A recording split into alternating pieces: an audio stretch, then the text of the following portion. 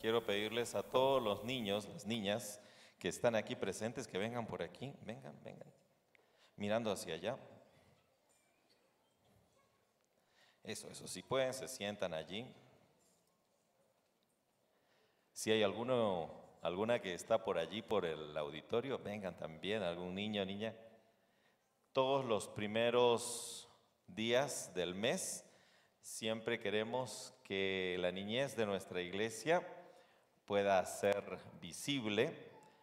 Los demás días ellos se van directamente a sus aulas, pero los primeros días del mes siempre vienen y están aquí entre nosotros, ¿no? Hola, ¿cómo estás?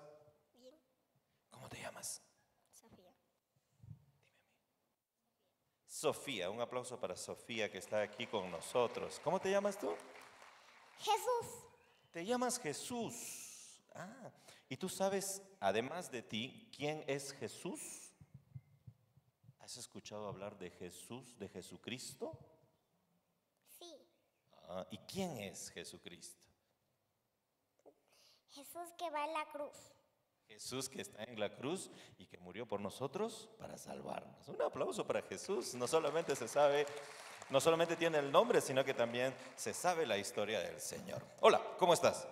Bien. ¿Cómo es tu nombre? Doménica. Doménica, ¿vienes siempre o has venido hoy día? Siempre.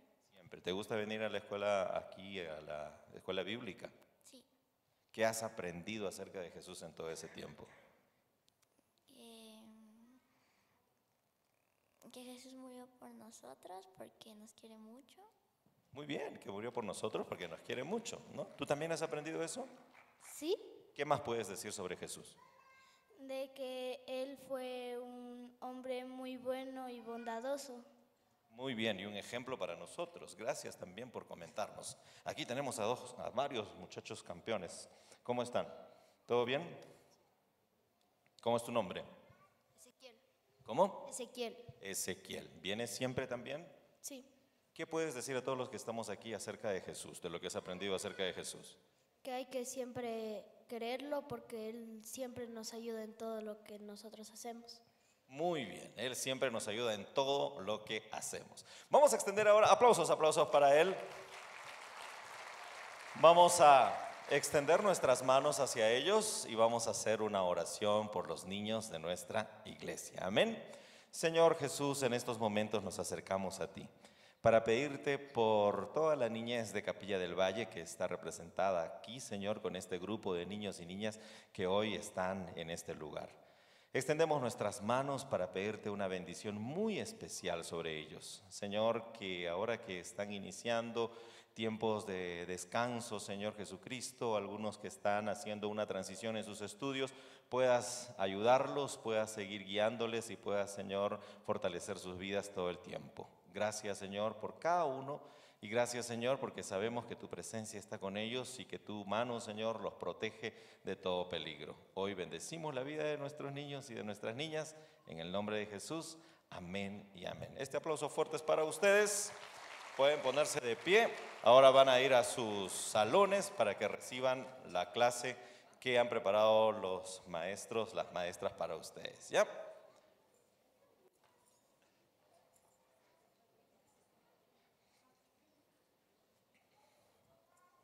Creo que nuestro aplauso fue muy breve, ¿no? Demos un aplauso así, bien sentido por nuestros niños y por nuestras niñas.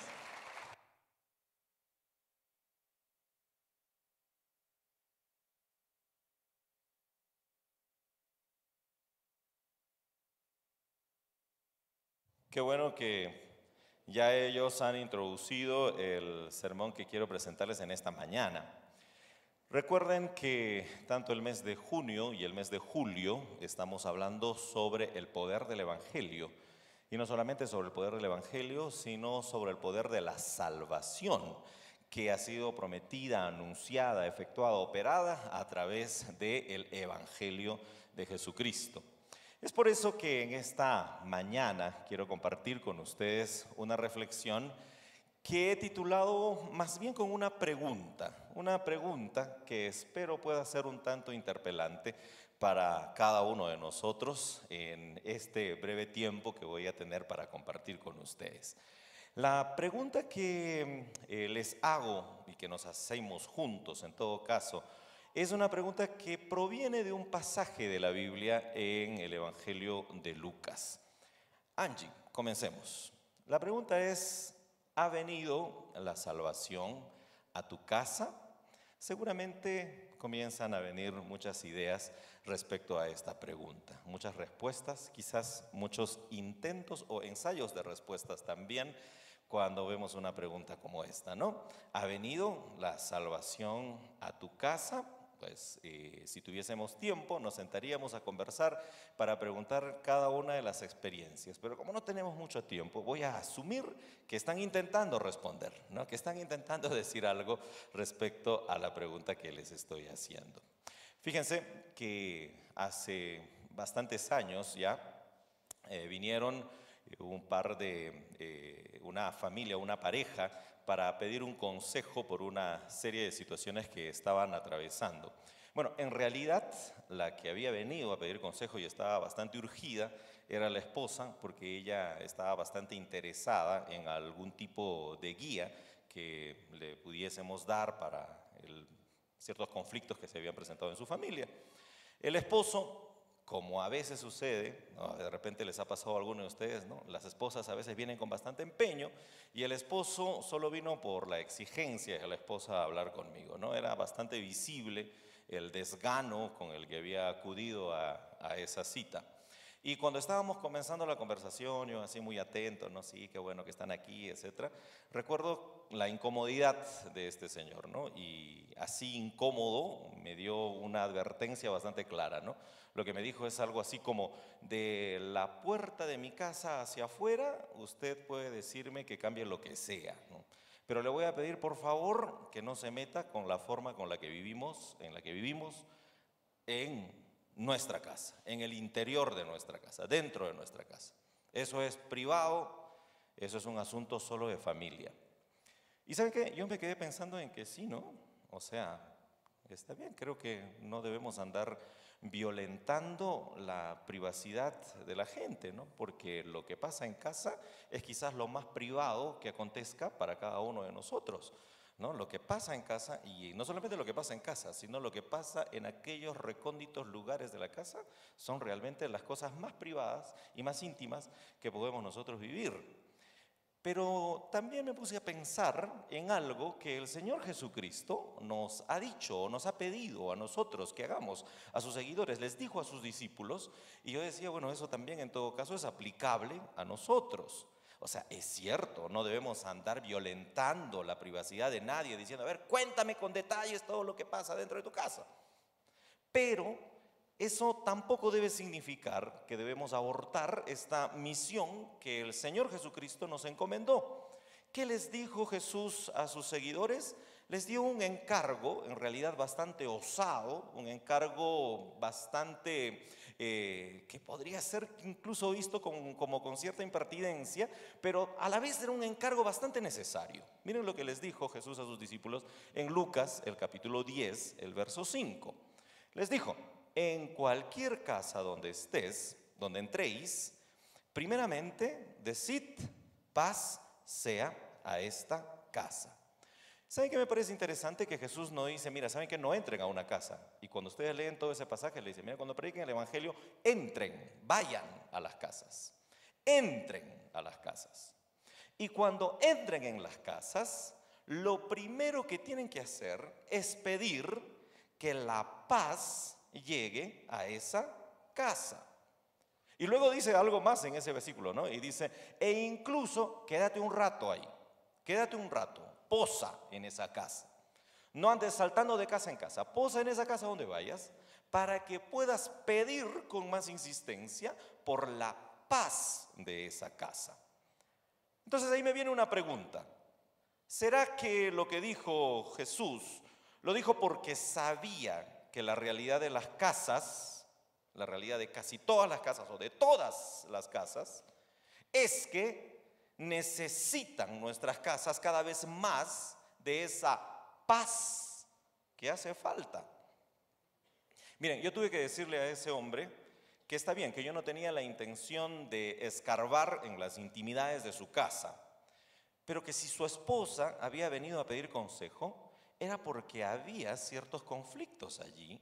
Es decir, que sin contarme mayor cosa, ya con el solo hecho de que ella había venido, estaba diciendo que necesitaban, ¿qué cosa? Paz. Entonces le dije, mira, aunque sea, déjame pedir por la paz para tu casa, ¿no? Aunque sea eso, porque es lo que Dios nos ha dicho. No nos ha dicho, miren, ¿sabe qué? Dejen que la gente se mate en sus casas, ¿no? No se metan para nada allí. Entren en esa casa. No para violentar las privacidades, pero sí para pedir por algo que es urgente en nuestras casas. Cada que llega fin de mes, como que los ánimos se caldean dentro de las casas, ¿no? Cada vez que llegan esas facturas que hay que pagar de la universidad de los hijos, de la luz, del agua y de otras cosas, es increíble, ¿no? Cómo te llegan un montón de recibos que uno ni sabe de qué, ¿no? Y cada recibo viene cada vez con más impuestos. Entonces es como que llega eso, y a veces allí son los momentos en los que comienzan a caldearse los ánimos y la paz se va perdiendo en la casa. Por ponerles un ejemplo, la casa es uno de los ámbitos más inciertos de nuestra vida. ¿Saben por qué la casa es bastante incierta? Porque es a la vez el lugar donde más queremos que algunos lleguen, pero también es el espacio en el que menos queremos que otros vengan. ¿Me va a entender? O sea, ay, ¿por qué no me visitas a mi casa? Le decimos a algunos, pero a otros, ojalá que nunca venga. O sea, como que para algunos la casa tiene que ser algo medio público, tiene que ser visto, pero para muchos más, la casa más bien tiene que estar cerrada, ¿no? Y que no quiero que vean las intimidades o las formas como yo vivo. Queremos lucir nuestra casa frente a algunos, pero es más lo que queremos, o sea, es más, queremos ocultarla porque no estamos listos a que nuestra casa nos delate. La casa es donde más seguros nos sentimos, eso sí. Cuando estamos recontra cansados después de habernos agotado en una jornada, necesitamos siempre ir pronto a nuestra casa, porque no sé si ustedes, ¿no? Pero para mí no hay mejor lugar para descansar que mi cama, ¿no? No sé si ustedes, a mí sí es como que donde sea, hasta esté en un lugar así, pero ay, cómo extraño mi cama, porque es como que ya uno se ha mimetizado con ella, ¿no? Y ya es como que con la cama ha hecho una especie de trato, de tal modo que ahí es donde uno quiere ir verdaderamente a descansar. Cuando estás caminando y ves que por ahí se aproxima una tormenta, ¿qué te apuras? Apuras por entrar en la casa. Cuando estás caminando de noche y sientes un riesgo apremiante en la calle, aceleras el paso y lo único que pensamos es en llegar de la manera más pronta a la casa. Y no se ha dado cuenta que cuando uno está más apurado, esa llave no entra, ¿no? Necesitamos que se abra para estar allí seguros en la casa. Cuando nuestra jornada diaria se va acabando, no hay mejor lugar que estar en la casa. O cuando hemos recibido la maravillosa noticia que estábamos esperando y queremos compartirla con alguien o queremos celebrarla de manera mínima, pues qué mejor que hacerlo que compartir con quienes están o viven con nosotros en la casa y celebrar. La casa entonces es un lugar bastante seguro. Esa seguridad que nos provee la casa es entendida como protección. Nos sentimos protegidos en nuestra casa. ¿Sí o no? ¿O no los quieren en sus casas? Nos sentimos protegidos en nuestro espacio, ¿no? Es nuestro espacio realmente. Y luchamos por ese espacio en el cual estamos. La casa de alguna manera se convierte en eso, en el sinónimo de protección.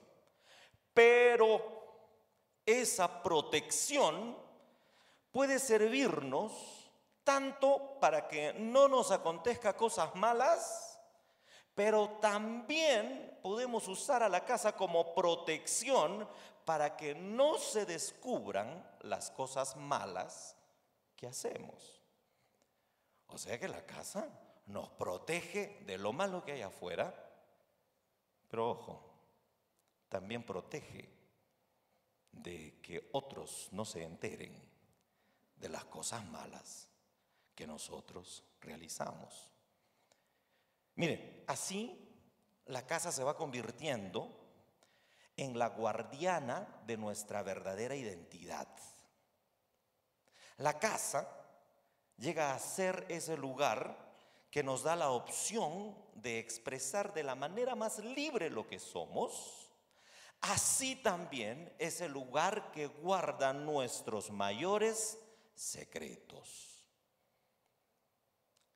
La casa oculta nuestras maldades más crueles que cometemos en la vida. Les voy a poner un ejemplo. Según la oficina de la UNICEF aquí en el Ecuador, la casa es quizás uno de los lugares de más alto riesgo para los niños y para las niñas. Qué terrible, ¿no?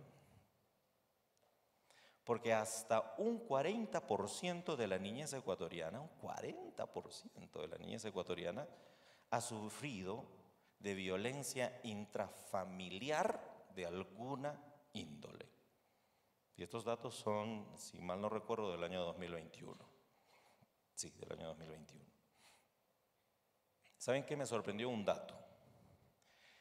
Y es que tenemos la idea generalizada de que en la casa la persona más protectora, la persona más desbordante de cariño, ¿quién es? ¿Quién es? Miren, pero la Dirección Nacional de la Policía Especializada, la DINAPEN, en los años 2021 y 2022 dijo que en realidad la tasa de violencia fue mayor por parte de las madres. Casi un 44% de los casos de violencia contra los hijos fueron operados por las madres. Qué paradójico, ¿no? La violencia de los padres llegó alrededor de unos 30%. Pero hay otro dato que me pareció súper espeluznante. Es que el 26% de la violencia que los niños reciben en la casa es ejercida por los tíos, por los hermanos, por los sobrinos, por los novios, por las visitas, por los invitados. ¿La casa es un lugar seguro? ¿O es un lugar seguro para esconder nuestras maldades?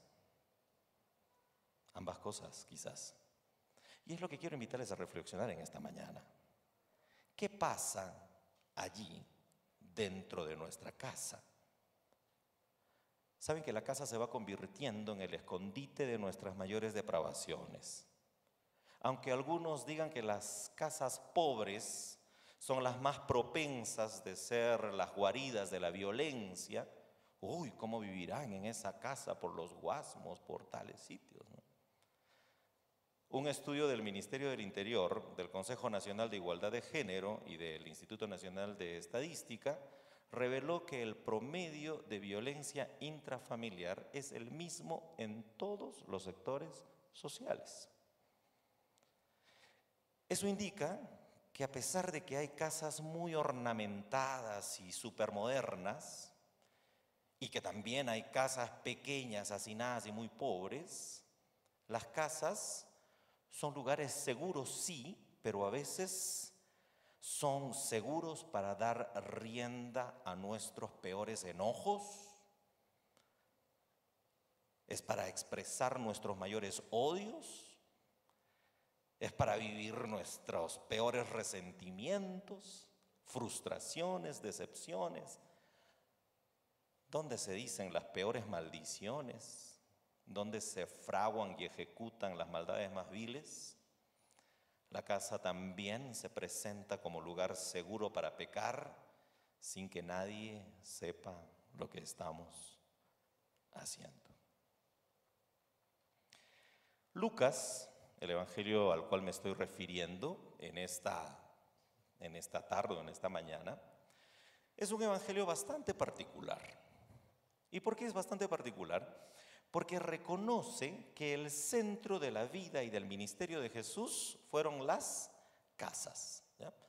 Si se da el trabajito de revisar el evangelio de Lucas bajo este lente que le estoy proponiendo, se va a dar cuenta que Lucas insiste con decirnos que el ministerio del Señor Jesucristo aquí en la tierra fue principalmente en las casas. Miren, desde el anuncio del nacimiento. El anuncio del nacimiento de Jesús fue hecho en una casa. Llegó el ángel y le anunció a María que Jesús iba a nacer. Cuando Jesús llegó al mundo, de lo que careció Jesús fue de una casa. Y es por eso que de la manera inmediata tuvieron que convertir un cochino pesebre en una improvisada casa. Para Lucas, la primera sanidad de Jesús se dio en una casa, la sanidad de la suegra de Pedro. E inmediatamente después vino otra sanidad que seguramente muchos de ustedes se recuerdan. Recuerdan de un paralítico que no podía llegar hasta donde estaba Jesús y vinieron sus amigos y lo subieron por el techo de hicieron el hueco al techo de y lo bajaron allí. O sea, hay muchos relatos en Lucas que nos hablan de que Jesús cumplió su ministerio en un espacio vital importantísimo que es la casa. Muchas de las actividades fueron hechas en y desde las casas. También para Lucas las postrimerías de la vida de Jesús se vivieron en las casas. La última cena con sus discípulos, ¿dónde fue? En una. El juicio que le hicieron a Jesús, según Lucas, fue en la casa de los sacerdotes. Y termina el evangelio diciendo que cuando Pedro supo que Jesús había resucitado, se fue maravillado a su casa. Todo el evangelio de Lucas nos centra la idea de que si hay algo que Jesús quiere salvar, es nuestra. Amén. Te hago otra vez la pregunta del inicio. ¿Ha venido ya la salvación a tu casa? ¿O has asegurado tu casa para que la salvación no entre? Para que la salvación opere en la iglesia, donde es el lugar más fácil de demostrar que somos salvos. El lugar más fácil de demostrar que eres cristiano es en una iglesia. Te vistes como cristiano, te sientas como cristiano, alabas como cristiano, hablas como cristiano, saludas como cristiano. Dios te bendiga, hermanito, Dios te bendiga, hermanita. Pero en la casa, ¿ha venido la salvación a tu casa? Es lo que Jesús trató de hacernos entender, o lo que Lucas trató de hacernos entender acerca del ministerio de Jesús. Lucas sabía que la vida discurre de la manera más plena y verdadera en las casas. La forma más verdadera de saber quién eres es mirarte a las 7 de la mañana cuando te estás levantando. Porque ya después pues hay todo un trabajo performativo, porque no podemos salir sin una mínima performance, ¿no? ¿Sí o no? ¿O ustedes se han venido al culto tal y como se levantaron a las 7 de la mañana? Hay dos escenas que Lucas cuenta de una manera magnífica, que les voy a pedir que puedan ustedes revisar. En ambas, Jesús acude a posar en las casas. En Lucas el capítulo 7, Jesús se va a la casa de un fariseo. Anótenlo. Y en Lucas el capítulo 19, Jesús se va a la casa de un hombrecito pequeño. ¿Cómo se llamaba ese hombrecito pequeño? Zaqueo. Son dos situaciones que acontecen en casas. En ambas ocasiones, Jesús acude a la casa de estas dos personas que ocultaban en sus casas sus más grandes pecados. Por un lado, el fariseo.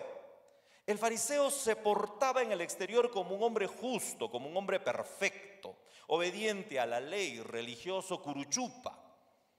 Participaba de todos los rituales públicos, participaba para que lo vean. Sabía la Biblia, la Torá, al derecho y al revés. Pero en su casa, este fariseo, en su casa, había hecho de ella un espacio desde donde podía despreciar a quien se le aparecía. A esa casa fue Jesús. Por otro lado, en el capítulo 19, Zaqueo era más bien un hombre detestado en el ámbito público. Era la figura más notoria de la traición y de la maldad judía. Era, dice la palabra, que era publicano. Aquí entre nos, cuando en la Biblia aparece que alguien es publicano, tenemos que hacer una especie de paralelo con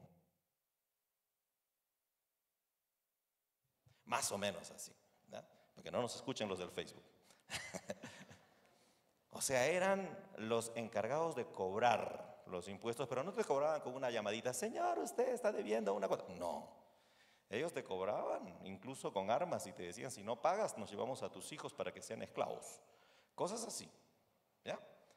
Ese era Zaqueo, alguien que en sí mismo encerraba la figura de la traición y de la maldad judía. Los publicanos eran reprobados por su cercanía con los extranjeros romanos.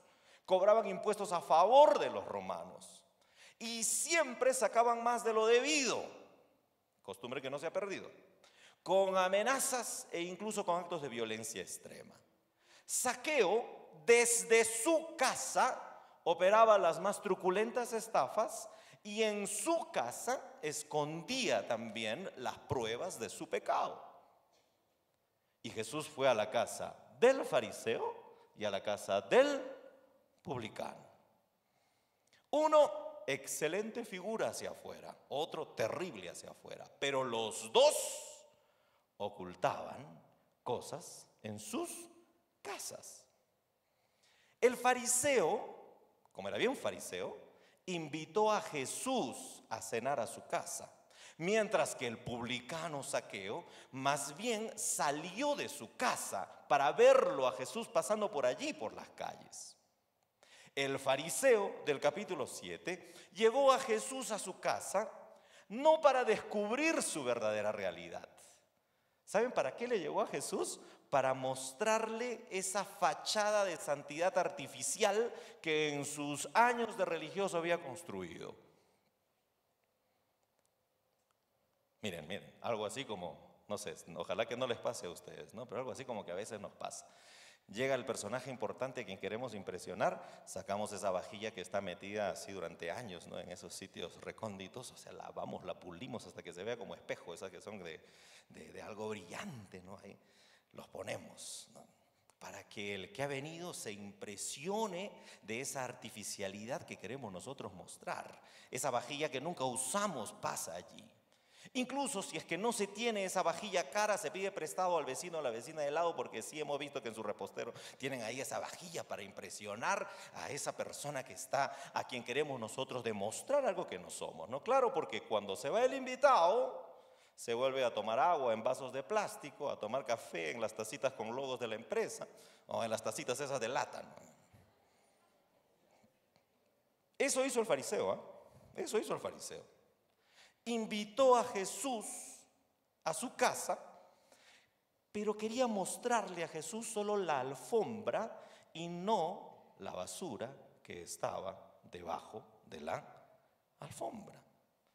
Hizo una cena, trajo otros invitados importantes, puso una mesa con mantel, le pidió a Jesús que se sentara en un lugar importante y de seguro solo quería hacer ver la aparente opulencia que ocultaba esa humanidad depravada. En cambio, Zaqueo, desde el capítulo 19, el publicano pecador, él sí no le invitó a Jesús a su casa. ¿Y saben por qué? Porque así como un centurión que le dijo a Jesús, no vengas a mi casa porque mi casa es indigna, Zaqueo también era consciente de que su casa era el escondite de sus peores indignidades. Y es por eso que fue más bien Jesús quien le dijo a Zaqueo, oye, yo quiero ir a tu casa. Vaya qué problema. Yo quiero ir a tu casa. Uy, Señor, ahí están todos esos dólares que de más que he cobrado a la gente, ¿no? Ahí están todo lo que mi trabajo como chulquero hace. O sea, ahí están todas las estafas que también he hecho. No. Pero Jesús le dijo, yo quiero ir a tu casa. Y Zaqueo no tuvo ni tiempo de armar la falsa fachada. Se supo impelido por la demanda de Jesús. Porque ¿saben lo que le dijo Jesús? Jesús le dijo, hoy es necesario que yo vaya a tu casa. Wow. ¿Cuál habría sido esa tremenda necesidad que habría tenido este, ¿no? Que Jesús le dijo, mira, bájate. No te escapes de tu casa. Hoy es necesario que entremos en tu casa para descubrir qué hay debajo de la alfombra. Es urgente hacer algo en tu casa. Date prisa. Mire, Zaqueo pudo haber hecho como el fariseo. Decirle, aguanta Jesús, espérate un rato, ¿no? Dame un par de horitas. Voy a prepararte una cena rica, voy a hacerte un hornadito. Voy a buscar la vajilla del fariseo. Voy a pedirle al fariseo que me preste su vajilla. Voy a traer otros invitados importantes. Espérate un rato, Señor, voy a erigir una imagen aparente para que cuando vayas a mi casa no veas lo que realmente hay en ella, sino que te impresiones por lo que he construido falsamente. Pero ¿saben qué? No fue así. Zaqueo, que sabía lo que había en su casa, cuando Jesús le dijo, mira, es necesario que vayamos a arreglar las cosas a tu casa, lo que hizo Zaqueo es descender a prisa y lo recibió gozoso. Wow. Y anote eso, porque no tenía por qué recibirlo gozoso, porque lo que pasó después no fue nada beneficioso en realidad si miramos desde nuestras perspectivas muy materialistas. Pero cuando Jesús le dijo, Zaqueo, bájate, que necesitamos arreglar algunas cosas en tu casa, dice el texto que entonces descendió a prisa y le dijo, vamos. Vas a ver toda la porquería que hay allí, pero ayúdame a arreglarla. Y claro, la gente al lado comenzó a hablar y comenzó a decir, uy, miren, ese Jesús está entrando en la casa de un sicario. Ya lo dije por micrófono. Está entrando en la casa de un pecador, de uno quien no tiene ni siquiera el pudor de meter en lo más oculto de su casa sus perversiones, sino que ha abierto su casa para que Jesús lo vea. ¡Wow! Miren, el pecador está metiendo en la casa de Jesús y Jesús está entrando allí. Eso dice el texto. En el capítulo 7, en realidad el fariseo sí fue de esos que ocultó todo bajo la alfombra para que Jesús vea solamente lo simpático que supuestamente él era. El fariseo adornó su casa para simular su pureza, su fe, para aparentar bondad, para ganar un puntito más a su favor. Pero ¿saben qué? El hedor oculto en esa casa no duró por mucho tiempo. El fariseo no pudo sostener por mucho tiempo su hipocresía. Y estando en su casa misma lo delató. ¿Saben por qué? Porque él estaba allí viviendo todo su momento importante con la gente importante a quien había invitado y se metió una mujer que no era invitada, una mujer indigna, una mujer pobre, una mujer hedionda para esa supuesta sociedad pura del fariseo. Ella era la persona que jamás él iba a dejar entrar en su palacete artificial. Y cuando ella entró, se hizo visible lo que realmente el fariseo escondía. ¿Qué hizo el fariseo? Comenzó a murmurar, la humilló, la despreció, tildándola de pecadora. Hay un filósofo que se llama Diógenes de Sinope, de Sinope. Si lo buscan parece interesante, porque él era también un tipo así súper atrevido. Dice que él un día entró a un palacio, y cuando entró a un palacio el dueño de la casa salió y le dijo: mira, en esta casa todo es limpio, todo está limpio, así que ten cuidado con lo que hagas. Y lo que hizo Diógenes es miró por todos lados, lo miró a él y ¡puf!, le escupió. Le dijo: oye, ¿qué te pasa? ¿Por qué me escupes? Le dijo: porque es lo más sucio que he encontrado en esta casa. Le dijo. ¿Me voy a entender? En ese palacete supuestamente limpio, lo más sucio que había era el fariseo. ¿Por qué? Porque había construido su falsa pureza humillando, despreciando, alejando de su casa a aquellos que supuestamente malograban o dañaban su dignidad religiosa. La humilló, la tildó de pecadora, le hizo notar a esta mujer que su casa era un lugar para el desprecio. Ella no tenía que sentirse cómoda en esa casa, porque en esa casa despreciaban a mujeres como ella. Al fin se le cayó la máscara de piedad, ¿no? Porque el fariseíto cuando iba por las calles y encontraba a un pobre, sacaba su dolarito y pedía que todos le tomen fotos para ponerlo en el Facebook. Le daba a los pobres en las calles para que lo vean. Pero cuando un pobre entró a su casa, la despreció, la humilló. Se le cayó esa máscara de supuesta piedad y salió a luz su falta de amor. Sus vajillas de plata quedaron solo como un disfraz.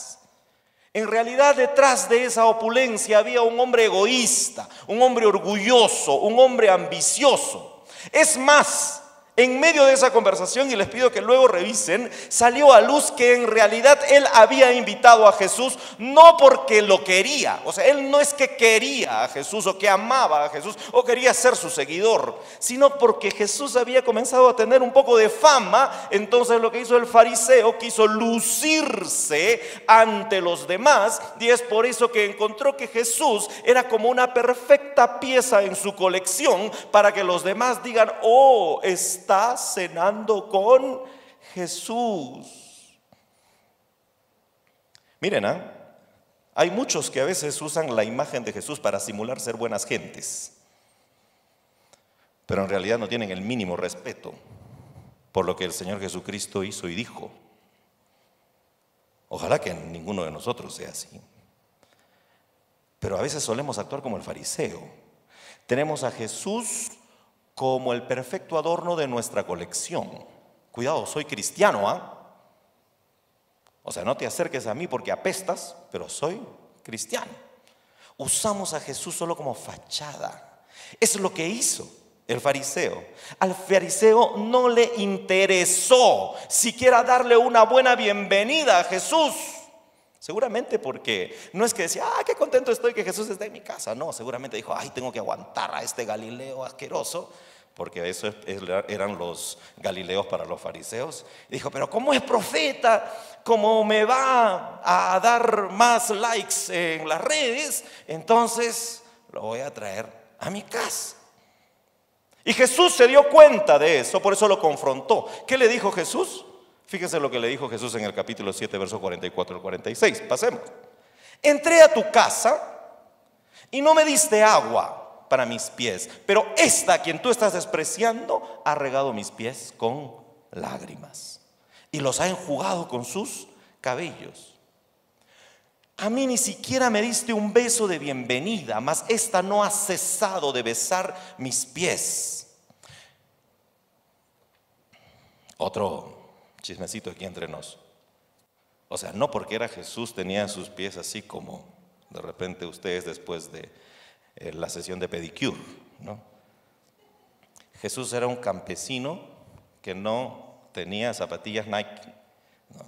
Que tenía unas ojotas seguramente muy gastadas, que andaba por calles pedregosas y de tierra. Ahora, yo no sé si ahí ustedes besarían esos pies, ¿no?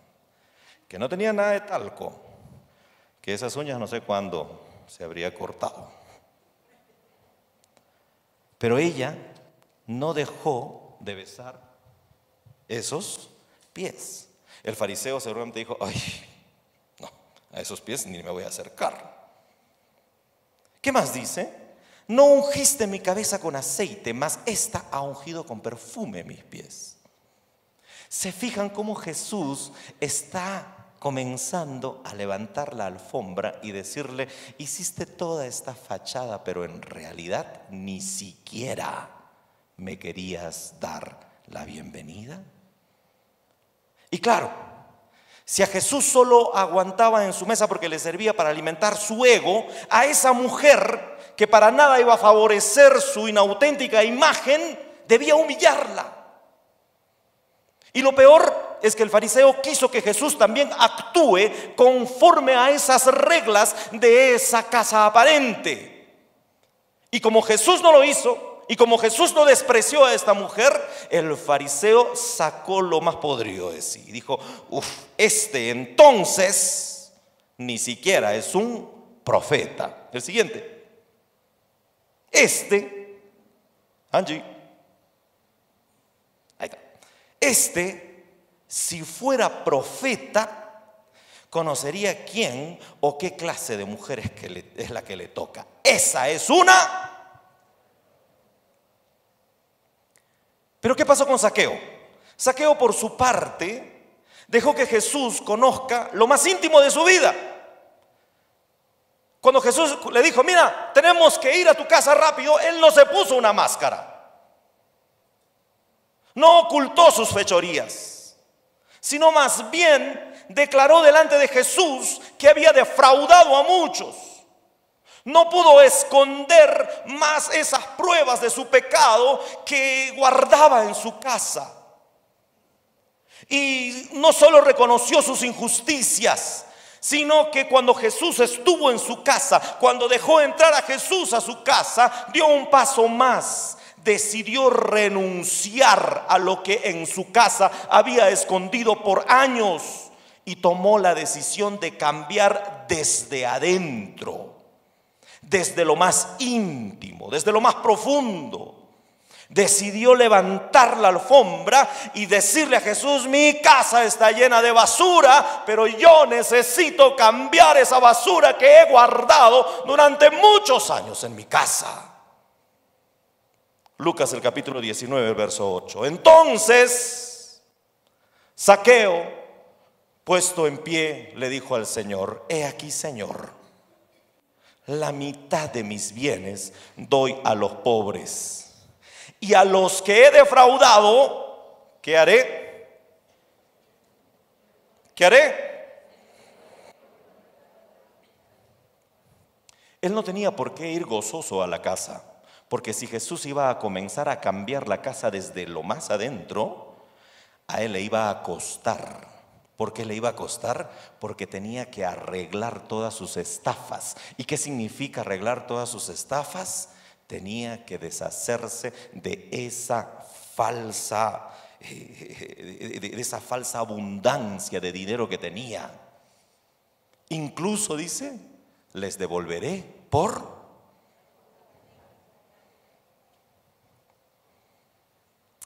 Mientras que en la casa del fariseo, él y sus invitados insignes nunca cambiaron su actitud, sino que hasta el final siguieron murmurando de la mujer pecadora y del mismo Jesús.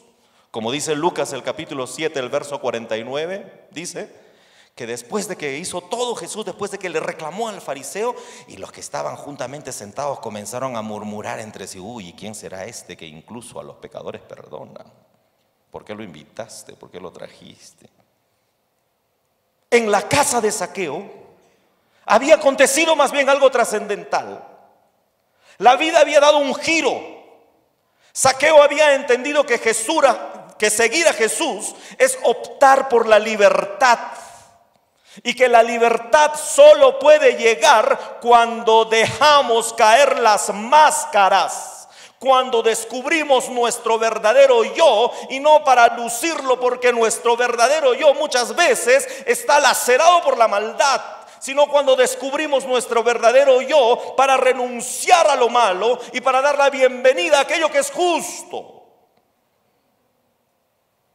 Cuando Zaqueo hizo entrar a Jesús y le dijo: mira toda la inmundicia que hay, pero voy a comenzar a cambiar y voy a comenzar a devolverle la plata a aquellos a quienes he estafado. Fue entonces cuando Jesús sentenció algo completamente transformador. Lucas 19:9. ¿Qué dijo Jesús? Hoy ha venido la salvación a esta casa. La anterior, Angie. Léalo conmigo. Hoy ha venido la salvación a esta casa. Hermano y hermana, termino con esto. La salvación nunca va a ser completa si es que no renuncias de manera radical a aquellas cosas malas que aún promueves y practicas en el lugar donde realmente eres quien eres. Tu casa, tu intimidad. No salgas y digas: ahora tengo salvación en Cristo, cuando esa salvación solamente la ven los extraños. Quienes tienen que ver que realmente se ha operado una salvación son los que cohabitan contigo en tu casa, porque es allí donde tú eres quien realmente eres. La salvación no es salvación solo cuando hablas bonito afuera, cuando te vistes bien para venir al culto, cuando pones la calcomanía en tu carro, en tu casa, diciendo que eres cristiano, o cuando publicas memes cristianos en tus redes sociales. No. La salvación llega cuando los que viven contigo, los que realmente te conocen, se dan cuenta de que realmente has dado un giro a tus formas injustas de vivir. Cuando decides renunciar a tus perversiones, cuando decides levantar la alfombra y hacer visible la basura que hay debajo de ella, para que Jesús pueda realmente limpiar lo más íntimo que hay en ti. Cuando estás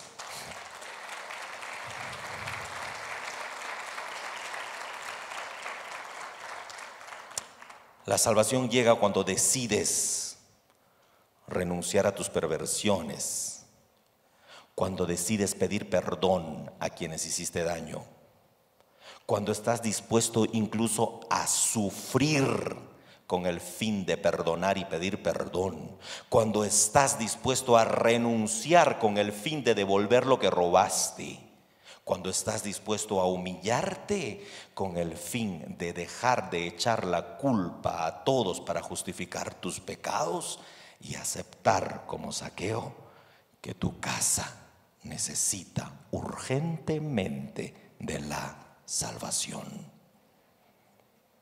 Ahí,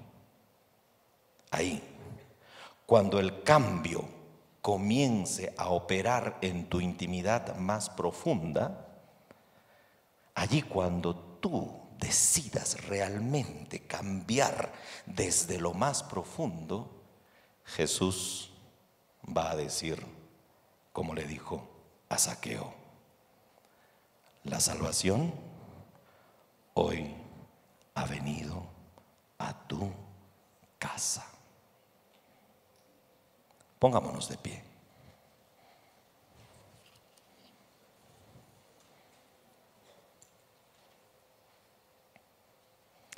Cerremos nuestros ojos.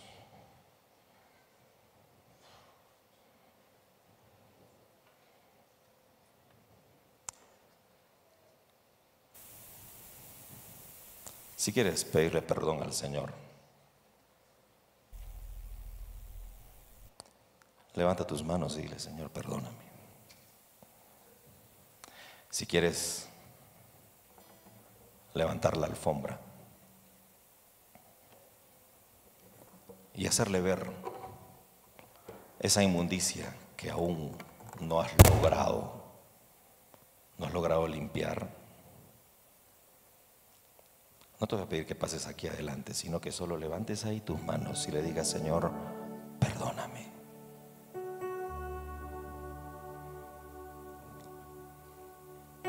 Limpia mi corazón, limpia mi casa. Señor, he convertido a mi casa en ese lugar donde mis perversiones están seguras. Pero hoy delante de ti te digo, Señor, que necesito que urgentemente vengas a mi casa. Que urgentemente vengas a mi vida para cambiarme, para transformarme, para que digas, Señor, como le dijiste a Zaqueo: hoy la salvación ha llegado a mi casa. Perdón, Señor. Perdón, Señor. Perdón, Señor. Hoy estamos delante de ti, Señor Jesús, para aceptar que aún necesitamos que tu salvación opere en nuestras vidas, que aún necesitamos cambiar desde lo más profundo. Sí, Señor.